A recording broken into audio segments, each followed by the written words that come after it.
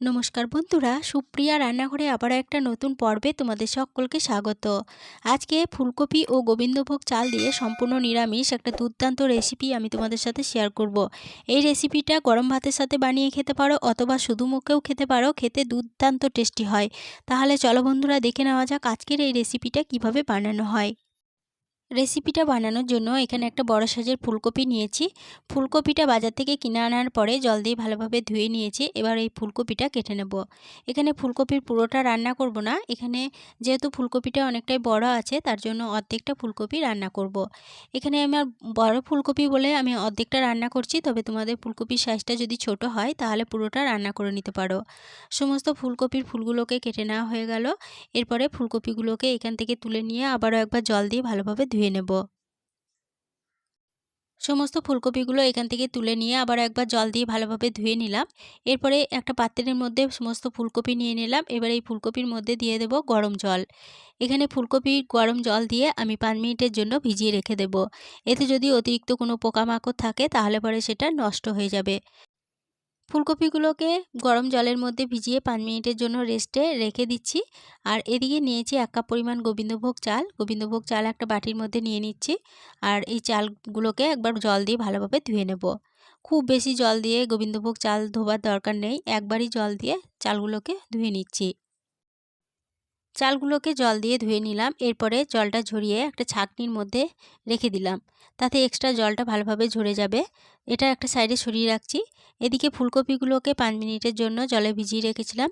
5 minute পর ফুলকপিগুলোকে জল থেকে তুলে নিয়ে ফুলকপির জলগুলোকে ঝরাতে রেখে দিচ্ছি। আর এদিকে দেখো, গ্যাসের ওভেনে একটা কড়াই বসিয়ে গ্যাসটা অন করে কড়াইয়ের মধ্যে দিয়ে দিচ্ছি 1 চামচ পরিমাণ গাওয়া ঘি। ঘিটা ভালোভাবে গরম হয়ে যাওয়ার পরে ঘিয়ের মধ্যে দিয়ে দিচ্ছি একটা দারচিনির টুকরো, 2টো এলাচ, 2টো লবঙ্গ আর এখানে 8টা কাজু বাদাম আমি দুভাগ করে নিয়েছি। কাজু বাদামগুলো দিয়ে দিলাম।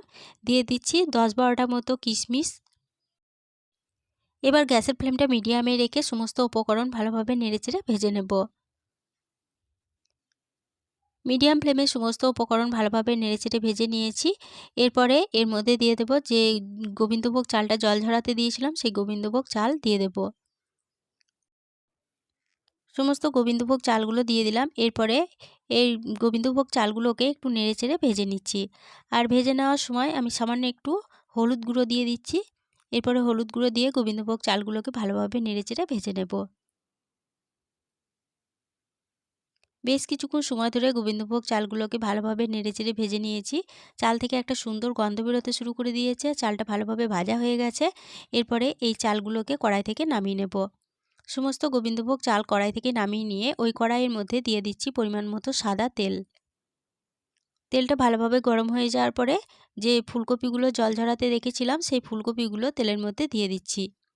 সমস্ত ফুলকপি দিয়ে ফুলকপিগুলোকে তেলের মধ্যে একটু নেড়েচেড়ে ভেজে নিচ্ছি। ফুলকপিগুলোকে একটু নেড়েচেড়ে ভেজে নেওয়ার পরে ফুলকপির মধ্যে একটা ঢাকা দিয়ে দেব। ঢাকা দিয়ে মিডিয়াম টু লো ফ্লেমে ফুলকপিগুলোকে বেশ কিছুক্ষণ সময় ধরে ভাজা হতে দেব। লো টু মিডিয়াম ফ্লেমে ফুলকপিগুলোকে 5 মিনিট ভাজা হতে দিয়েছিলাম। 5 মিনিট পর ফিরে এসে ঢাকা খুলে নিলাম। আর এই 5 মিনিট ভাজা হওয়ার ফাঁকে দুবার ঢাকা খুলে ফুলকপিগুলোকে নেড়েচেড়ে দিয়েছিলাম। অবশ্যই দুবার ঢাকা খুলে ফুলকপিগুলো নেড়েচেড়ে দেবে, নাহলে কিন্তু ফুলকপিগুলো পুড়ে যেতে পারে। ফুলকপিগুলো দেখো বেশ ভালোভাবে ভাজা হয়ে গেছে। এবার এই ফুলকপিগুলো তেল থেকে তুলে নিচ্ছি। সমস্ত ফুলকপিগুলো তেল থেকে তুলে নেওয়ার পরে ওই ফুলকপি ভাজার তেলে আবারও দিয়ে দিচ্ছি 1 চামচ সাদা তেল। এবার এই তেলে ফোড়নের জন্য দিয়ে দিচ্ছি একটা দারচিনির টুকরো, একটা এলাচ, একটা লবঙ্গ, একটা তেজপাতা আর একটা শুকনো লঙ্কা। এবার এই ফোড়নগুলো ভালোভাবে ভেজে নিচ্ছি। ফোড়নগুলো ভালোভাবে ভেজে নেওয়ার পর ফোড়ন থেকে যখন একটা সুন্দর গন্ধ বেরোতে শুরু করে দিয়েছে, তখন তেলের মধ্যে দিয়ে দিচ্ছি 1.5 চা চামচ আদা ও কাঁচা লঙ্কা বাটা। এরপরে এই মিডিয়াম ফ্লেমে আদা কাঁচা লঙ্কা বাটাটাকে একটু নেড়েচেড়ে কষিয়ে নিচ্ছি। মিডিয়াম ফ্লেমে আদা কাঁচা লঙ্কা বাটা 1 মিনিট মতো নেড়ে কষিয়ে নেওয়ার পরে সামান্য একটু জল দিয়ে দিলাম। এরপরে দিয়ে দিচ্ছি এর মধ্যে 1 চা চামচ জিরে গুঁড়ো, দিয়ে দিচ্ছি 1/2 চা চামচ ধনে গুঁড়ো, কালারের জন্য দিচ্ছি সামান্য একটু কাশ্মীরি লঙ্কা গুঁড়ো আর দিয়ে দেবো একটা মিডিয়াম সাইজের টমেটো কুচি। এরপরে গ্যাসের ফ্লেমটা লো টু মিডিয়ামে রেখে সমস্ত মশলা ভালোভাবে নেড়েচেড়ে কষিয়ে নেব। আমি মশলার মধ্যে হলুদ গুঁড়ো আর ব্যবহার করব না, তবে তোমরা চাইলে পরে এই সময় সামান্য একটু হলুদ গুঁড়ো দিয়ে দিতে পারো। লো টু মিডিয়াম ফ্লেমে সমস্ত মশলা মিনিট 5 সময় ধরে নেড়েচেড়ে কষিয়ে নিয়েছি। মশলাটা খুব ভালোভাবে কষানো হয়ে গেছে। এরপরে মশলার মধ্যে ভেজে তুলে রাখা ফুলকপিগুলো দিয়ে দিচ্ছি। ফুলকপিগুলো মশলার সাথে এবার একটু নেড়েচেড়ে কষিয়ে নেব। মশলার সাথে ফুলকপিগুলোকে 1 মিনিট মতো আবারও নেড়েচেড়ে কষিয়ে নিলাম। এরপরে এর মধ্যে দিয়ে দেব ভেজে তুলে রাখা গোবিন্দভোগ চালগুলো। সমস্ত গোবিন্দভোগ চালগুলো দিয়ে দিলাম। এবার চালগুলো এই সমস্ত উপকরণের সাথে একটু ভালোভাবে নেড়েচেড়ে মিশিয়ে নিচ্ছি। চালগুলো ভালোভাবে নেড়েচেড়ে মিশিয়ে নেওয়ার পরে এর মধ্যে দিয়ে দিচ্ছি 2 কাপ পরিমাণ কুসুম গরম দুধ। এরপরে দিয়ে দেব 1 কাপ পরিমাণ কুসুম গরম জল। এখানে জল ও দুধ দুরকম মিশিয়ে আমি রান্নাটা বানাচ্ছি, তবে তোমরা চাইলে শুধুমাত্র দুধ অথবা শুধুমাত্র জল দিয়েও রান্নাটা বানিয়ে নিতে পারো। এরপরে দিয়ে দিচ্ছি স্বাদ অনুযায়ী লবণ। এবার সমস্ত উপকরণ ভালোভাবে নেড়েচেড়ে মিশিয়ে নেব। সমস্ত উপকরণ ভালোভাবে নেড়েচেড়ে মিশিয়ে নিলাম। এরপরে গ্যাসের ফ্লেমটা মিডিয়ামে রেখে এই তরকারির মধ্যে একটা ঢাকা দিয়ে দেব। ঢাকা দিয়ে বেশ কিছুক্ষণ সময় ধরে তরকারিটা রান্না হতে দেব। ঢাকা দিয়ে মিডিয়াম ফ্লেমে 5 মিনিট রান্না হতে দিয়েছিলাম। 5 মিনিট পর ফিরে এসে ঢাকা খুলে নিলাম। আর এই 5 মিনিট ঢাকা দিয়ে রান্না হওয়ার ফাঁকে আমি একবার ঢাকা খুলে এগুলোকে নেড়েচেড়ে দিয়েছিলাম। অবশ্যই একবার ঢাকা খুলে তরকারিটা নেড়েচেড়ে দেবে, নাহলে পরে গোবিন্দভোগ চালগুলো তলাতে ধরে যেতে পারে। চালগুলো দেখো ভালো মতো সিদ্ধ হয়ে গেছে। এরপরে দিয়ে দিচ্ছি 1 চা চামচ চিনি। এরপরে দিয়ে দিচ্ছি 2টো কাঁচা লঙ্কাকে ফাটিয়ে। আর দিয়ে দেব এখানে সামান্য একটু গরম মশলার গুঁড়ো।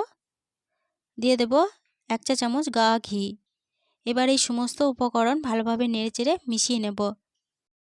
বন্ধুরা, শীতের ফুলকপি এইভাবে গোবিন্দভোগ চাল দিয়ে একবার রান্না করে খেয়ে দেখবে, ছোট থেকে বড় সকলেই ভীষণ পছন্দ করবে। আর একবার এইভাবে বানিয়ে খেলে দেখবে বারবার বানিয়ে খেতে ইচ্ছে করবে। সমস্ত উপকরণ ভালোভাবে নেড়েচেড়ে মিশিয়ে নিয়ে গ্যাসের ফ্লেম বন্ধ করে দিয়ে ঢাকা দিয়ে আরও 5 মিনিটের জন্য স্ট্যান্ডিং টাইমে রেখে দিয়েছিলাম। 5 মিনিট পর ফিরে এসে ঢাকা খুলে নিলাম।